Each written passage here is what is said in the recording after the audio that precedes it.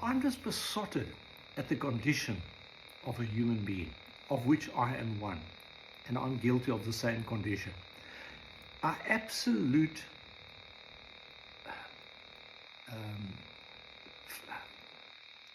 fear, or we are filled with this fear of famous people. We idolize them. We put them on a pedestal. I certainly did as well, but I'm going to tell you now, I'm breaking down that barrier, because I believe that fear or that idolization of your heroes is a bit overdone. And it's time for us to accept we all have the same pair of hands, different shapes, different brains. And if you don't have the right anatomy, you know, you kind of, you figure out how you can get around it. Check out my bass tapping lesson and you'll see what I'm talking about. You know, if you were born with 3 fingers, and with no disrespect to those people, you can still play bass guitar. If you only got a thumb, you can play bass guitar. You could probably also play guitar. You can make it rhythmic. Now, you're watching Mike DeBrain YouTube channel, Mike DeBrain 5538. I'm just going to make this a bit brighter for you. And I just want to break down your barrier, which I believe is being caused by you idolizing and me idolizing your guitar hero. I just watched a very, very famous bass guitarist who's played with some of the world's greatest guitarists of all time and musical acts of all time. Including, I've seen him jamming with Mahavishnu Orchestra, John McLaughlin's band, the late Sean Lane. He was performing a few years ago at the NAMM, N-A-M-M show in the USA. I believe it's in California, the big musical instrument and guitar show.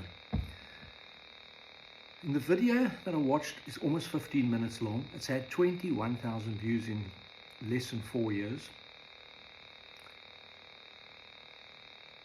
And all he did for the first 5 minutes and 38 seconds was basically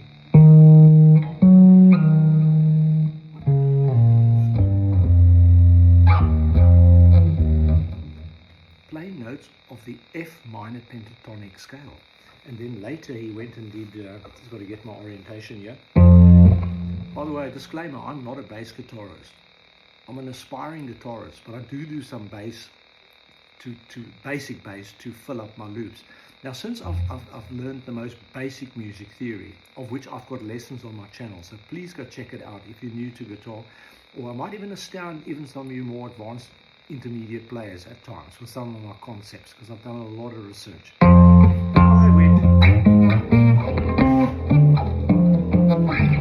Sorry, and I'm not sitting very comfortably. This is a beautiful copy of a Gibson SG by bass guitar by Epiphone that a friend of mine sold me. Check out my channel if you need some basic music theory in a very easy, understandable way. Now, getting back to your mental condition, I believe it's inhibiting your progress, because I was like that for decades. I started playing guitar at 14, but for decades I've had this fear of God. At the age of 55, I started playing guitar again after I quit at 22. And I will tell you, for several years after that, I still had this fear, but only probably at the age of 60 or 61, after playing 5,000 or 7,000 hours, and I mean intensely. I got besotted when I was 55 with a guitar again. I mean, you know, like I'm talking about a 6-string guitar. And then one day I did thousands of hours of research on YouTube and with my old long playing records, etc., getting ideas. And some of the greatest guitarists, I just realized when I got some basic music theory in my head, they just play in minor pentatonic, more often E minor or A minor, sometimes C minor or C sharp minor, but who cares? Or they turn the guitar down and they're playing E flat minor pentatonic. It's just 5 notes, so please check my channel out if any of this is foreign to you. But break down the barrier or the notion that these guys are better than you. Because if you were born with just no fingers and a thumb, you can make music.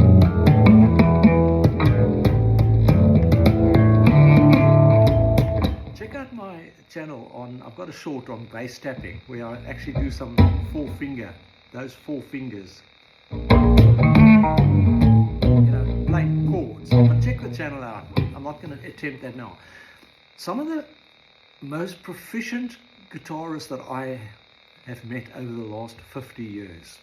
And I'm talking about guys that are seriously good. It's just that they're not famous, so you haven't heard of them. So I won't mention names. But you might be watching, and you might be one of them. But I'm going to tell you that if you over-idolize your hero, you're holding yourself back. I don't want to speak about any specific guitarist, but let me assure you, if you got an ear and you know what I'm talking about when I say they're playing B minor pentatonic or E minor pentatonic song, which is world famous, which has sold millions of albums, or 7 singles, which is just the single song produced as a hit. And their famous guitar solos are based basically off 5 notes of a minor pentatonic scale. You know who I'm talking about. Why do you idolize these guys? Because you guys are probably laughing at me and saying, oh, you don't know what you're talking about, that. But I'm telling you, your passion will get you much further than just listening to the same old 5 notes.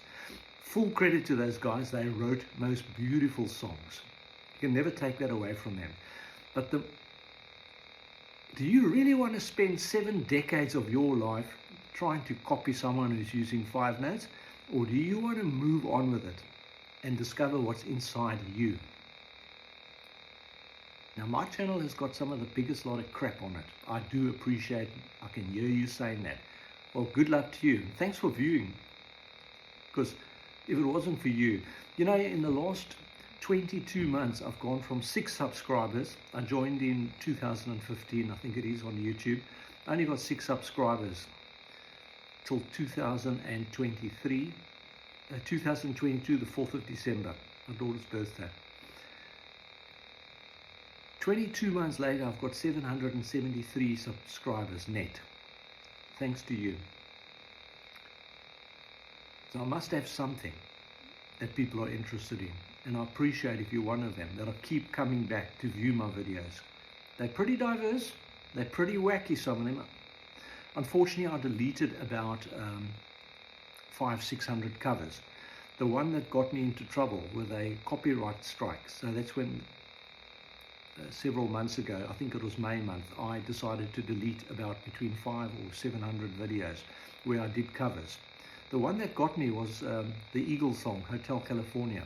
I did my own loop backing, I think, of the 8 chords it is, with a drum machine. I laid down a rhythm guitar and a bass guitar just using root notes.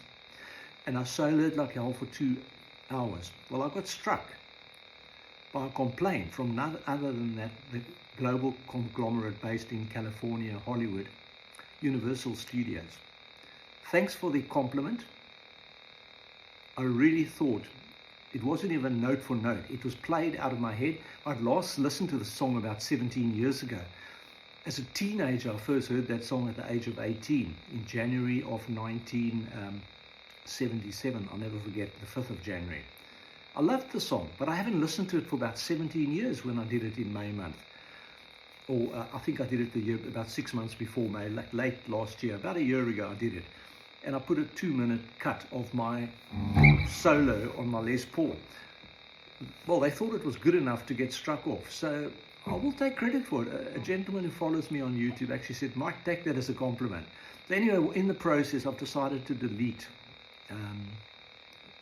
99.9% of my covers.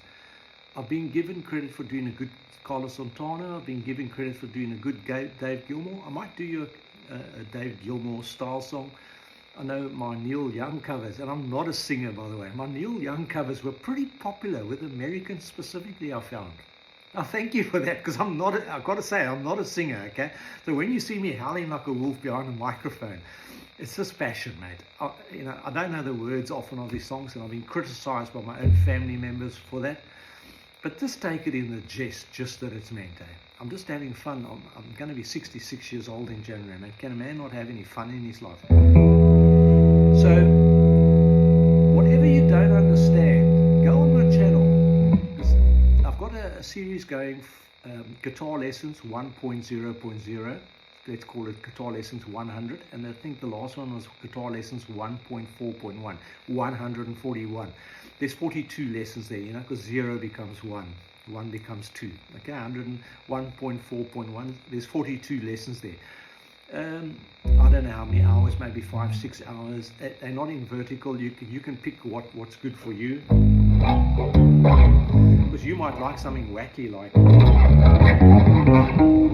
you know, if you want to learn the diminished scale-based licks like that, where I'm playing every minor third in 4.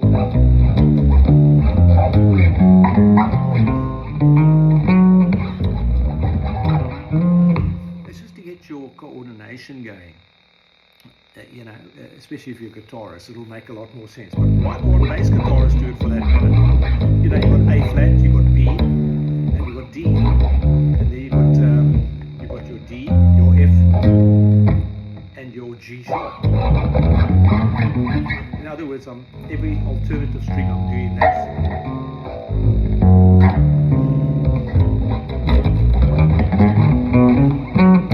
But have some fun.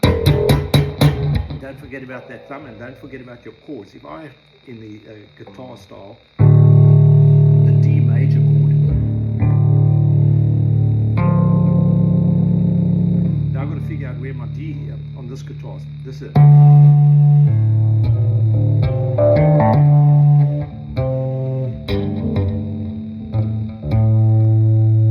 You know what I mean. If that's a D, it's an F.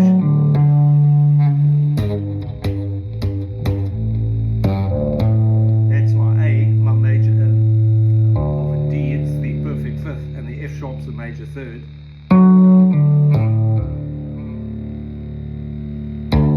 That's the D.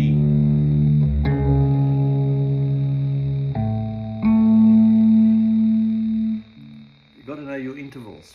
But I haven't rehearsed this, so but on a 6-string guitar you'll see me tapping the chord out like this, you know, with those 4 fingers. You might find it interesting. Not a bass guitarist, but I'm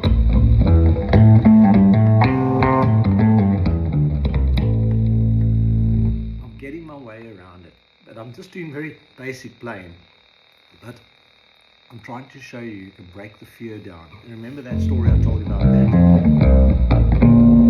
famous bass guitarist. I absolutely love his music. To be honest with you, I've watched his video probably 6 or 7 times the last 2 years, just because he's so famous. But I am telling you, if I listen to it now, I'm listening to him for ideas. Not to play like him, but just, I can identify that he's playing the notes of F sharp, F minor pentatonic.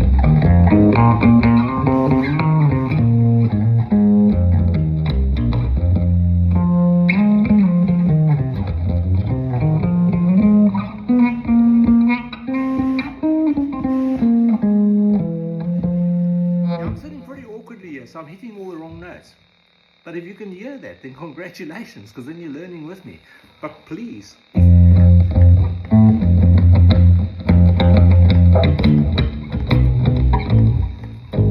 just trying to break down barriers for you.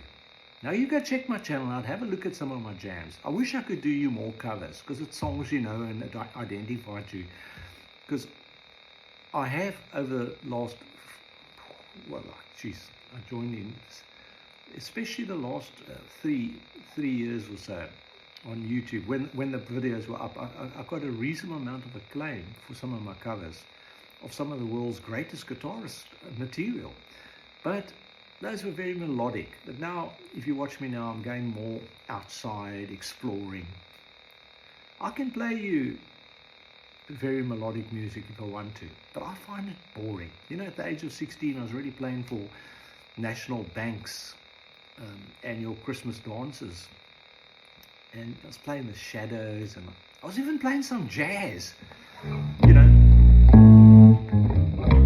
I'm not going to even profess to be a jazz bass guitarist, but I can even rattle off jazz chords, you know. Not all of them, but quite a few of them.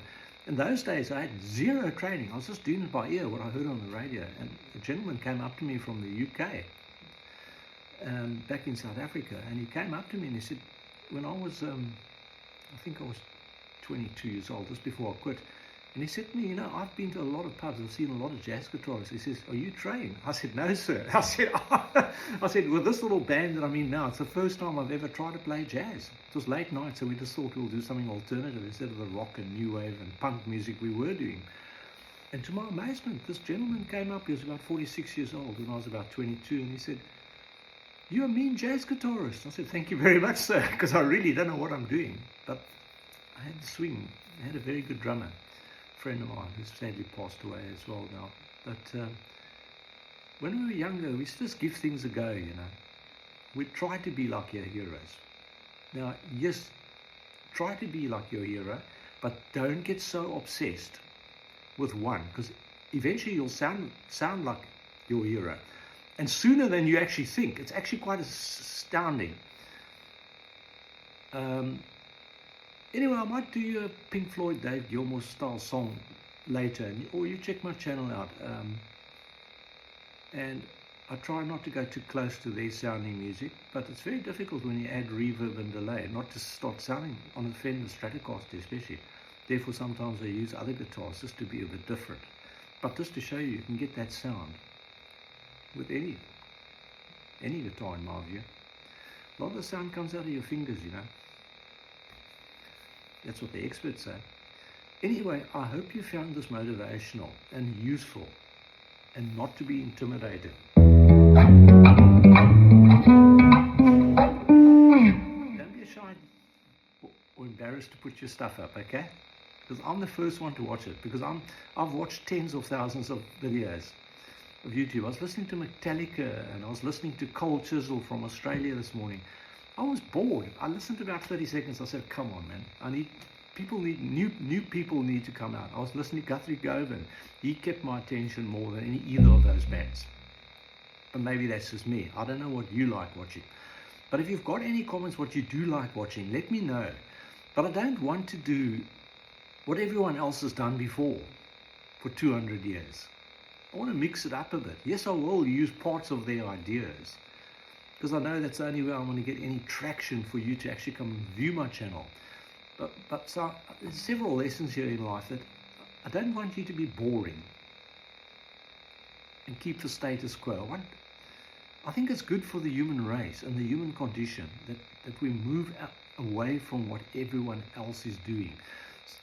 This guy, Stephen Toronto, here in Sydney, Australia, you know, he does all this wide angle stuff, wide interval stuff, you know.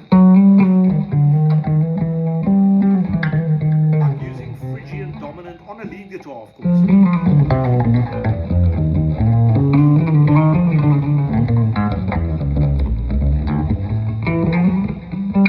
Just be different. Sorry, that was nothing, but I'm just, because I'm a guitarist, you know, as I said, I'm not a bass guitarist.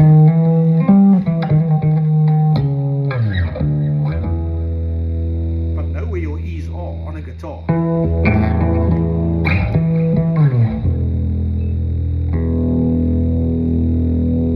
Pete's sake, and that's important, that you know where every note is very quickly.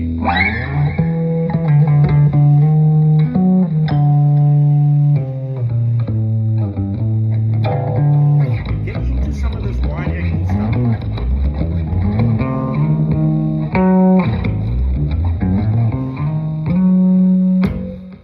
And start being different. You know, like the late great Sean Lane, the late great Alan Holsworth, who really probably introduced us to wide angle stuff. It's easier up here, obviously. Like if I played this for you, example. Did you know that that's an A minor chord on one string? I've got A there at the 12th fret, C at 15, and 19 I've got an E. Then I'll play you E minor, E, G and B. Now I played you a D major in second inversion, because there's D, there's the major third, F sharp, and then there's A. But I'm starting on F sharp, A to D. This is a 23 fret guitar. It's a hell of a long neck. Eh? I kid you not, it's not AI. It's a beautiful guitar. But a fellow that's been playing bass with me a few times a year, David, you've probably seen in some of our jams, especially. But he'll be back early next year.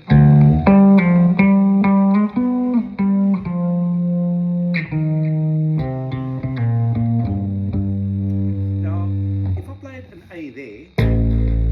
That's an A, and that's a sharp. That's the widest interval you can get. From an A to a sharp or a B flat, if you care, whichever you like. Let me not get the most dissonant sound. That's the octave. That puts that dissonance in perspective for you.